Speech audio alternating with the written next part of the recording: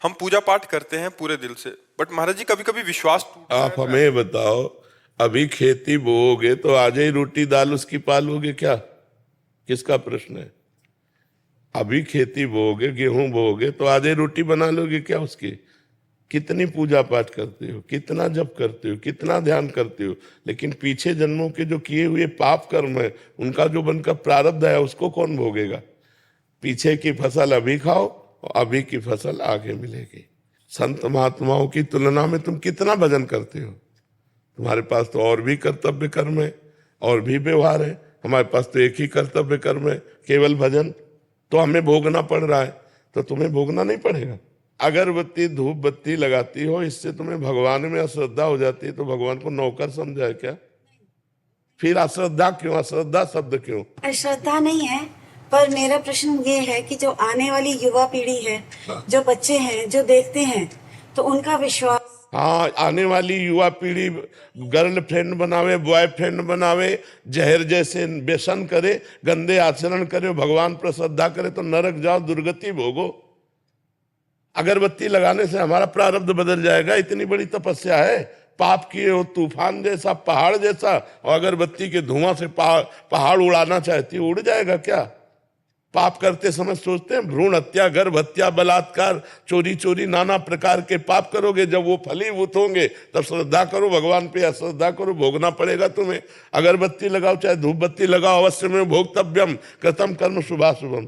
समझ में आ रहा है ना? यह इतना भजन करो कि अपने प्रारब्ध को विध्वंस कर दो, तब देखो। अरे 2-4 माला घुमा लिए, अगरबत्ती लगा, धूप बत्ती है, भगवान को धूप बत्ती चाहिए, भगवान को अगरबत्ती चाहिए, तुम्हारे अच्छे आचरण होने चाहिए। वर्तमान में अच्छे आचरण नहीं है। ईमानदारी से बोलो, जितने लोग बैठे हो, इस जन्म में अगर तुमको न्यायाधीश तुम्हारे कर्मों का आचरण का बना दिया जाए, तो तुम कितना अपने को दंड दे सकते हो? खुद न्यायाधीश बन के देखो, तुमने कितनी गलतियां की है और क्या दंड तुम्हें मिला है? कुछ नहीं। भगवान की कृपालुता की तरफ देखते हो? नहीं देखते हो। अनंत जन्मों से मनमानी आचरण करते लोग चले आ रहे। अब जब उनका फल आता है, अब इस जन्म में 2-4 अगरबत्ती लगा दी और हमें भगवान पर श्रद्धा हो रही। नौजवानों रास्ता इसी बात का ना, डिप्रेशन में गए, कर ली, ये कर लिया, वो कर लिया, यही परिणाम है। अश्रद्धा का परिणाम यही है। तुम अपने आचरणों को ना देखो, भगवान को देखो। तुम चाहो कि हमें खूब पाप कर्म करे और इसके बाद जो है हमें भगवान आकर गले लगा लें, ऐसा होगा क्या? महाराज जी ये प्रश्न इन्हीं का नहीं है, ये क्या आजकल क्या हो गया महाराज जी, अनुष्ठान नाम जप और कोई भी साधना नहीं है। बट जैसे मंदिर गए, मेरा पास हो जाओ, हे प्रभु पास हो जाऊं, पास नहीं हुए तो भगवान ने पास नहीं किया। पढ़ाई मत करो भगवान पास कर दे। मैंने मांगा कि मेरा बच्चा ठीक हो जाए, ठीक नहीं हुआ तो अश्रद्धा हो गई भगवान से। क्या फर्क पड़ता है? आकाश के ऊपर थूको, कोई फर्क पड़ता है क्या? तुम्हारे मुंह पे छिट्टियां पड़ेगी आकि भगवान आकाश के समान महान है, उनको क्या फर्क पड़ता? उन्होंने देखो, उन्होंने आपको खेती दे दी, आपको बीज दे दिया, अब आप जो बोओगे वो आपको काटना होगा। आपने पसंद किया बम्बूल, तो बम्बूल जगेगा उसमें बोया जो आपने। दाक्षुआरा बोओगे तो दाक्षुआरा बोते हो, बम्बूल चाहते हो, दाक्षुआरा ये कैसे मिलेगा? विचार करके देखो। करते हो गंदे आचरण, चाहते हो उत्तम फल। हर कार्य की सफलता उत्तम आचरण से होती है, ध्यान रखना। अगर आपका पूर्व प्रारब्ध बिगड़ा हुआ है, इस समय उत्तम आचरण करने पर भी आपकी हार होगी, क्योंकि वो पूर्व का पाप आपको परास्त करेगा। अगर पूर्व का पुण्य साथ दे रहा है, तो इस समय गंदा आचरण करने पर भी आपकी विजय होगी, क्योंकि गंदा आचरण वर्तमान में दंड नहीं देगा, ये आगे चलकर आपको दंड देगा। अच्छा आचरण आपको वर्तमान में सुख नहीं देगा, ये आगे चलकर सुख देगा। वर्तमान में आपका प्रारब्ध आपको दुख सुख देगा। मनुष्य जन्म दुख सुख भोगते हुए अच्छा कर्म करने के लिए मिला है। हमें यहाँ भगवान से किसी भी तरह की श्रद्धा और अश्रद्धा का विषय नहीं लाना चाहिए। हाँ, श्रद्धा का विषय यह है कि ऐसी परिस्थितियों में भी भगवान हम टूटे नहीं, हम आपके कृपा बल से इन दुख सुख को सहते हुए सही आचरण से चले। जैसे पांडवों का राज्य छिन गया, यहाँ तक कि पत्नी भी दांव में लग गई, लेकिन वो धर्म से च्युत नहीं हुए। 12 वर्ष का वनवास, 1 वर्ष का अज्ञातवास, लेकिन धर्म से च्युत नहीं हुए। ये भगवान की कृपा। उन्होंने कभी भगवान को नहीं कोसा। हम लोगों की क्या आराधना है, बेमतलब भगवान पर श्रद्धा की बातें करते रहते हैं। भगवान क्या है? महान है। वो एक महान पावर है। आप अब देखो, बिजली को गाली दो, कनेक्शन सही हो ना, आपके बोर्ड में बिजली आ रही है, आपने 2 तार ऐसे लगाए और वो कनेक्शन सही नहीं हुआ, अब ऑन ऑफ करते रहो, बल्ब सही है, तार भी सही है, प्लग भी सही है, बोर्ड में बिजली है, लेकिन वो ऑन नहीं होगी, जलेगी नहीं। क्यों? कनेक्शन सही नहीं। वो पावर है, परमात्मा पावर है, उससे सही कनेक्शन करो, सही आचरणों के द्वारा, पवित्र भोजन, पवित्र आचरण, पवित्र विचार, पवित्र नाम जप करते हुए, तो देखो आपके अंदर पावर आ जाएगा। बड़े से बड़े दुख को मुस्कुराकर सहोगे और जय बोलोगे, अश्रद्धा नहीं होगी, जय बोलोगे। देखो ठाकुर हरिदास जी चैतन्य महाप्रभु के परिकर में हरे कृष्ण 3 लाख नाम जप करते हैं। यवन बादशाह को काजियों ने भर दिया तो उनको बंदी बना लिया गया और कहा गया कि आप यवन कुल में जन्मे हो, तो उनको सजा दी गई 22 बाजारों में कोड़े मार मार करके उनको मृत्यु दंड सजा दी गई। 22 बाजारों में कोड़े मार मार करके उनको मृत्यु दंड। कोड़ा जब लगता तो कहते हरि बोल, हरि बोल, जय हो प्रभु आपकी। यह भक्ति, यह भक्ति। हरे कृष्ण बोल रहे हैं, भगवान का नाम जब, ये कोई अपराध है? और दंड उसका क्या है? 22 बाजारों में मार कोड़े मृत्यु दंड। लेकिन हरि बोल, जब जल्लाद कहते हरि बोल कहता है तो मुस्कुरा देते, तूने भी हरि बोल कहा ना, तेरा भी कल्याण हो जाएगा। जो वास्तविक भगवान के पावर से जुड़ गए हैं, देखो देखो ये है पावर। प्रहलाद जी को आग में रखा जा रहा है, जय श्री हरि। यहाँ हमारी क्या है? हमारी छोटी सी बात नहीं बनी, हमारे कर्म के अनुसार तो हम भगवान पर श्रद्धा कर ले। ये नौजवानों की आज जो बुद्धि बिगड़ रही ना, ये अश्रद्धा के कारण ही तो बिगड़ रही। अगर वो श्रद्धा करके माता पिता के चरण छूते, श्रद्धा करके अध्यात्म को स्वीकार करते, तो ना तो व्यभिचार में जाते, ना व्यसन में जाते, अपनी पढ़ाई को पढ़ते, अपने कर्तव्य को पूरा करते, अच्छे नंबर लाते। भाई अपने चैप्टर में बुद्धि तभी लगेगी जब हमारी बुद्धि शुद्ध होगी, एकाग्र होगी। अब व्यभिचारी की बुद्धि शुद्ध होगी क्या? अपवित्र बुद्धि। व्यभिचारी की बुद्धि एकाग्र होगी क्या? नहीं, चंचल बुद्धि। व्यभिचारी की बुद्धि व्यसन रहित होगी क्या? नहीं, नशेबाज। तो नशेबाज, व्यभिचारी और चंचल बुद्धि वाला किसी भी चैप्टर को कंठस्थ नहीं कर सकता, किसी भी विषय में सफल नहीं हो सकता। ये लोग कैसी बातें करते हैं, भगवान पर श्रद्धा नहीं, ऐसे नहीं चला जाता। ब्रह्मचर्य से रहो, पवित्र आचरण करो, पवित्र भोजन करो, एकाग्रता पूर्वक पढ़ाई पढ़ो, हर विषय में पास हो जाओगे, हर विषय में पास हो जाओगे। तुम्हारे ग्रंथ तो इतने, हमारे ग्रंथ तो इतने मोटे मोटे हैं और सूक्ष्म विषय है, तुम्हारा तो स्थूल विषय है। यही राष्ट्र का विषय होगा, विश्व का विषय होगा, हमारा विश्वात्मा का विषय है, विश्व से अलग विषय है।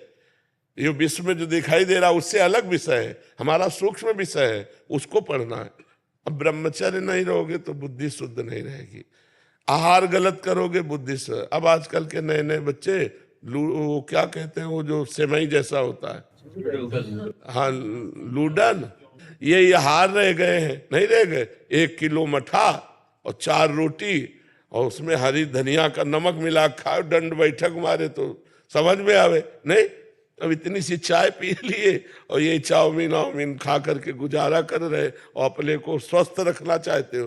अरे नहीं, 100-200 ग्राम घी जाए, पचे शरीर में, 1-2 लीटर शुद्ध दूध जाए, दंड बैठक मारो, 2-4 किलोमीटर दौड़ो, पवित्र आचरण करो। अभी देखो नौजवानों की बुद्धि तेज सब बढ़ जाए। अब इधर उधर का गंदा भोजन पाओगे, दूसरे का मांस खाने से चर्बी बढ़ सकती है, आत्मबल नहीं। पवित्र आहार करोगे तो माना तुम्हारी चर्बी नहीं रहेगी, लेकिन आत्मबल बढ़ेगा, तुम्हारी बुद्धि बढ़ेगी, तुम प्रखर बुद्धिमान होगे। इसलिए दोष भगवान को न दो, अपने को सुधारना है, उनसे कृपा मनाओ कि हमारी बुद्धि शुद्ध हो जाए और आप में कभी अश्रद्धा न हो। कितने करुणा में भगवान है, क्या बिगाड़ा है आपको? आप विचार करके देखो, आपका शरीर भगवान ने आपको दिया, बुद्धि भगवान ने दी, सब कुछ भगवान ने दिया, आपसे लिया क्या? फिर अश्रद्धा किस बात की? तुम्हारी क्या है? एक रोम भी तो तुमने नहीं बनाया, मेरे भगवान ने बनाकर तुमको इतना सुंदर शरीर दिया, फिर तुम भगवान से अश्रद्धा क्यों कर रहे हो? भगवान ने तुम्हें पृथ्वी दी, वायु दिया, अग्नि दिया, तेज दिया, सब कुछ दिया है, क्या भगवान की अश्रद्धा करने का विषय बनता है? आप अपने आचरण शुद्ध न करो, सब कुछ भगवान का दिया आपके पास है। भगवान ने कभी कहा कि ये मेरा है? आप 100 रुपया भगवान को दोगे तो 1000 जगह कहोगे कि बिहारी जी में जाकर मैं चढ़ाया था और बिहारी जी ने हमारी बात नहीं सुनी। तुम सुनते हो भगवान की बात, सब कुछ दिया भगवान ने। गीता जी में भगवान कहते, भागवत जी में कहते, तुम एक भगवान की बात न मानो तो तुम्हारी भगवान कैसे बात मान लेंगे? अभी भगवान की बात मानो, तुम्हारी बात भगवान मान लेंगे। बड़े बुरे से बुरे कर्म का भी तुम्हें दंड नहीं मिलेगा। अहम त्वाम सर्व पापेभ्यो मोक्षयिष्यामि मा शुचा। तो समझना पड़ेगा, अध्यात्म को समझना पड़ेगा। जैसा बोओगे वैसा काटना पड़ेगा। ऐसे ऐसे लोगों से पाप बन रहे जिसे समझते नहीं पाप है। पहले किया व्यभिचार और जब गर्भ रह गया तो बच्चे को झाड़ियों में फेंक दिया, कूड़े दाने में फेंक दिया। कितनी बच्चे बच्चियां ऐसे मिलते हैं जो कूड़े दानों में मिल रहे। तो मान लो जैसे गृहस्थी में भी है तो भ्रूण हत्या, गर्भपात, ये सब कितने भयानक भयानक पाप है। कोई बिरला ऐसी होगी, खुली बात कह रहा हूं, कोई बिरला ऐसी मां बहन होगी जो गर्भपात न कराए। अब फिर उसका दंड, गर्भस्थ शिशु की हत्या बहुत बड़ा पाप है। इसको कौन मान रहा है? गृहस्थ कौन मान रहा है? तो फिर दंड जब मिलेगा तब। अब बोले भगवान पे अश्रद्धा होगी तो करो अश्रद्धा, उनको क्या फर्क पड़ता है? अवश्य में भोक्तव्यम कृतम कर्म शुभाशुभम। नहीं, बचपन से लेकर के अभी तक बताओ, धर्म विरुद्ध आचरण किए कि नहीं किए, गर्भ हत्या की कि नहीं की, चाहे पुरुष हो चाहे स्त्री, धर्म विरुद्ध आचरण सब करते हैं, तो उनका फल नहीं भोगना पड़ेगा? बाद में कहो कि हम मंदिर में जाके कह दें कि भगवान मेरी बात सुन लो। कैसे सुन लेंगे? तुमने भगवान की बात सुनी? भगवान जब कह रहे हैं कि 25 वर्ष तक ब्रह्मचर्य रहो, फिर जब ब्याह हो जाए, पाणी ग्रहण हो जाए, जय जय वर्ष में, तो गृहस्थी धर्म में फिर अपने ब्रह्मचर्य को तोड़ो। कौन रह रहा है? सबसे पहला आश्रम सबका है ब्रह्मचर्य, फिर गृहस्थ, फिर वानप्रस्थ, फिर सन्यास। कोई चल रहा है? अभी उठ के खड़े होना नहीं आता, बॉयफ्रेंड हो गए। हाँ, उठ के खड़े होना नहीं आता, बॉयफ्रेंड हो गए, गर्लफ्रेंड हो गए। अब ये बच्चे बर्बाद हो जाएंगे कि नहीं हो जाएंगे? जिनका उद्देश्य ही अभी पक्का नहीं बन पाया, पढ़ाई लिखाई में जहां माइंड लगना चाहिए वहां गंदी बातों में माइंड लग गया। अब कैसे? अब इसके बाद कहो हे भगवान, हे दुर्गा देवी, हे भैरव बाबा। तो फिर अब इसमें कोई सुनने वाला नहीं। तुमने सुना नहीं तो फिर वो तुम्हारी नहीं सुनेंगे। 1 किलो लड्डू भी चढ़ाएंगे, वो भी गए। तो अनंत ब्रह्मांडों को भगवान भोजन दे रहे हैं, पशु पक्षी सबको भगवान दे रहे हैं। यार तुम उनको 1-2 किलो लड्डू से फुसलाना चाहते? महाराज जी ऐसे ही हो गया है आज। देखो, एक चुल्लू पानी में वो फुसल जाने वाले हैं, एक तुलसी दल में फुसल जाने वाले हैं, पर ईमानदार के हाथ से। बेईमान के हाथ से करोड़ों का भोग लगा गया दुर्योधन ने। महल में करोड़ों की भोग की व्यवस्था अरबों की थी, भगवान देखा भी नहीं। और विदुरानी के हाथ के केले के छिलके पाए जाके तुरंत, घंटा 2 घंटा नहीं, वहां से हटने के बाद सीधे विदुरानी के घर गए।